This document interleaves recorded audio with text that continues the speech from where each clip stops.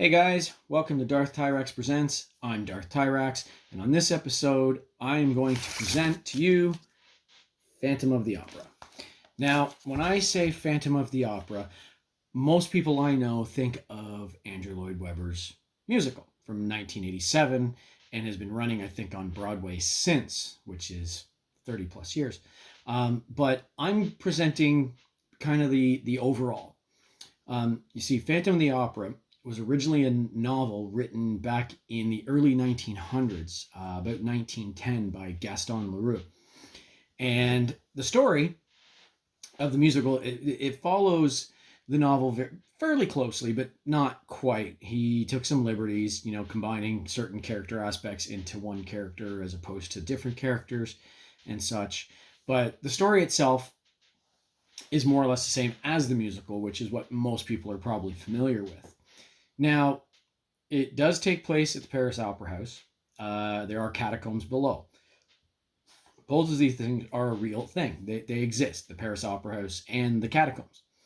The other things are, it takes place, I believe it's supposed to be the late 1800s, and involving a disfigured phantom who is actually a person who lives in the catacombs and kind of, knows his way around the opera house, secret routes, whatever you want to call them. He falls in love with a protege soprano. He bribes the managers. The soprano's actually in love with what is essentially a duke or royalty of some kind, they were childhood friends, and it just goes from there. Now, in some aspects, you can kind of sympathize with the Phantom character, just because of the circumstances that put him where he is. You kind of sympathize and think, man, I get it. Even though he is the villain of the story, but he is not beyond redemption, we'll say. But the overall story is actually, it's a good one. It's your typical drama with some horror aspect and some gothic aspects and some thriller aspects and some romance aspects. It combines a lot of different things of the time into the story.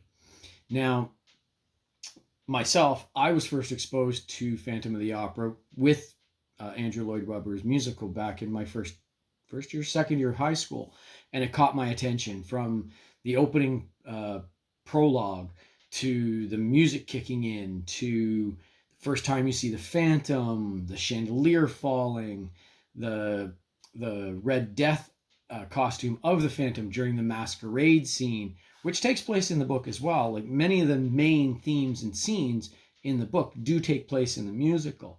And then you have the final, you have the end of the show and end of the book it's a bit different, because they do change some of the aspects to cut down on the number of characters, certain things. But the story itself is actually, in my opinion, it's a very good story. It's relatable in some ways. And of course, all the aspects around it, the different characters, the diva who thinks she's much better than she really is because she's the diva of the opera, a character named Carlotta. But there's a lot of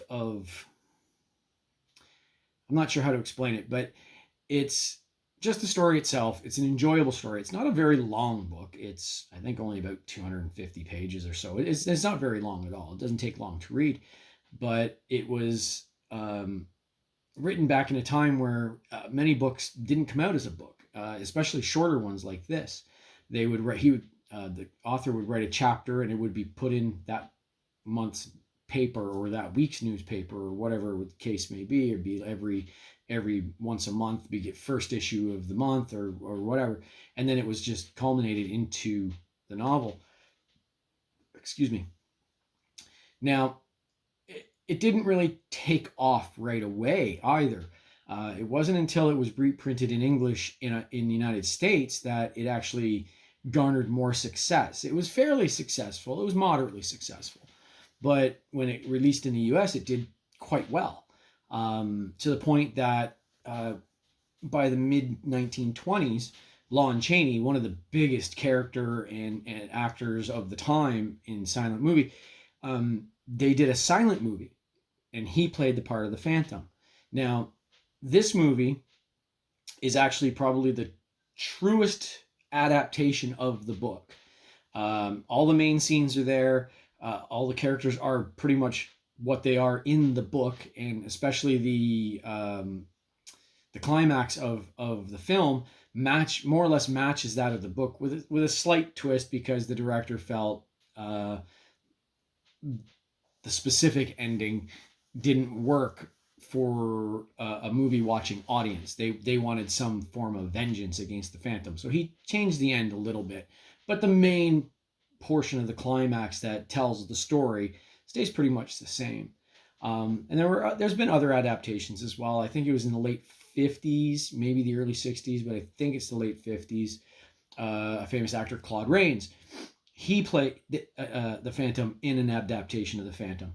Now, a few of the main themes are still there, but a lot of things were changed. Like originally in Phantom of the Opera, the Phantom is actually just someone who lives in the catacombs and came about getting there a certain way. Where in this adaptation with Claude Rains, he was actually a orchestral violinist who gets acid thrown in his face and goes into hiding. Then the other main aspects of the story are still there. And then we had other adaptations which were kind of inspired by, like in the 70s, we had, what was it called? Phantom of the Disco, I think it was called. And same idea, but changing it to fit a 70s disco theme.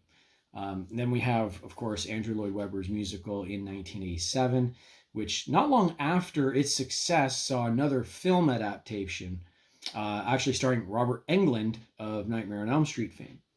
And this one, it kept many of the main elements, but it introduced a lot more of a 80s horror movie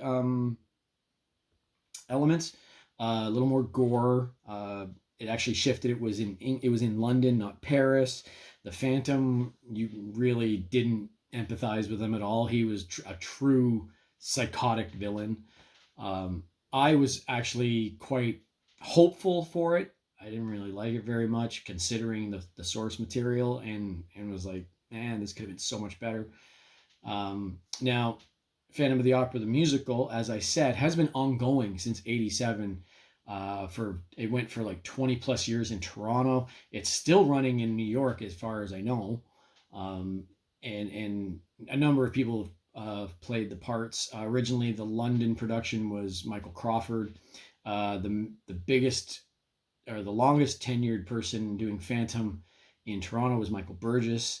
Paul Stanley has done a stint. Paul Stanley of Kiss. He's done a stint as the Phantom here and there. I believe those were the Toronto shows. But it's been ongoing, and it's been its own, essentially its own phenomenon, if you will. And then early 2000s, they adapted the musical to film with Gerard Butler, and I can't recall her name now. But with Gerard Butler as the Phantom, and this was quite true to the musical, and it was well done. And the singing, the music, like, I'm a metal guy, go metal, but I do like other things, and Phantom is one of these things that grabbed my attention. Just the use of the keyboards and the emotion in the music, especially the scene where Christine rips off the Phantom's mask and he loses it, but he composes himself and twists it around that she actually feels some sympathy for him by the end of the scene. Excuse me. And they do portray a lot of that really well on screen, and it actually on screen allowed them to do some things they couldn't do on stage. It's just there's limitations to stage production that you can ignore when filming a movie. It just allows you to put in some special effects. It allows you to do some other more grandiose versions of what was done in the film, and it was a quite well done adaptation, in my opinion.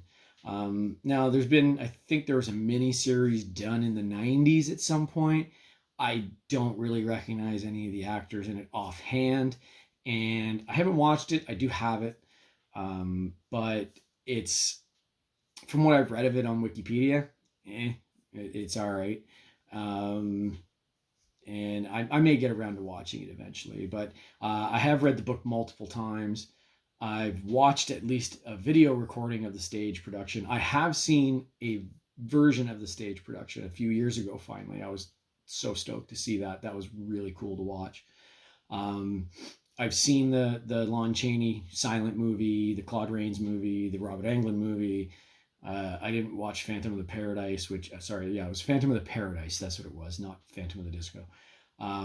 Just because it just looked that bad. And I've seen the on-screen version of the musical as well. Again, I've read the book several times. It's one of those books I like to pick up probably once every 2-3 years and read again. It's just I enjoy it, and yeah, so it's not for everyone. I won't say everyone would love this. You really have to be into that kind of genre of fiction, and it is enjoyable.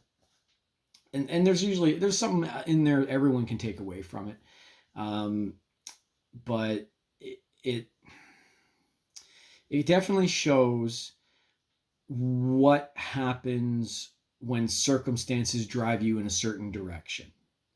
I will say that. And we can be a product of our circumstances, and it's unfortunate, but that it's a reality thing, right? So in the end, I recommend it. If I was giving it like 5 out of 5 stars, I'd probably give it a 4.5. It's not perfect, but I would give it a 4.5 out of 5 because I just enjoyed it that much. And then again, if you get a chance, see the musical. It's just a joy to watch. And generally speaking, the productions are done really well with how they change the stage around between settings and scenes and everything else. And also, if you can, watch the silent movie. It's a silent movie, but it's enjoyable. The Claude Rains movie is okay. I would not recommend the Robert Englund one. Just don't. Um, but yeah, it's something I find neat to go through and read the book, see the different on-screen adaptations, the musical adaptation, and so on. I'd also recommend watching the musical adaptation to film. It is enjoyable. They change some of the scenes up, but it in a way that makes it work better for film because you can do more, obviously, right? So in the end, I recommend it. If you've never read it, read it. It's actually a pretty good story to read, and it wouldn't take long. It's not that long a book. And yeah, mainly I'd say check out the musical if you can. Like I said, the 3 film adaptations, one of them being of the musical. Check it out. I'll put a link in the description to Wikipedia for Phantom of the Opera, which would be for the book. They'll briefly talk about the adaptations. But yeah, check it out. It's a good read. See you next time. Cheers.